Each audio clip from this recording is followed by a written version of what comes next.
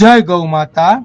આજે તારીખ 17/5/2025 ના રોજ શનિવાર સેવા ટીમના સહયોગથી કરુણા સેવક ગૌસેવા ચેરિટેબલ ટ્રસ્ટના ગૌસેવકોએ સૂકી જુવારની કળબના 1100 પૂળા સુરત પાંજરાપોળ આખાકોલ ગામની ગૌશાળાના ગૌવંશને અર્પણ કર્યા। ત્યારબાદ પાંજરાપોળના બીમાર ગૌવંશના વોર્ડમાં બધા જ બીમાર ગૌવંશના પડખા ફેરવી તેમની સાફ સફાઈ કરી, તેમને પાણી પીવડાવી, તેમને સૂકો ઘાસચારો આપ્યો અને વાછરડાના વોર્ડમાં મા વગરના બીમાર અને અશક્ત વાછરડાને દૂધ પીવડાવવાની સેવા આપી।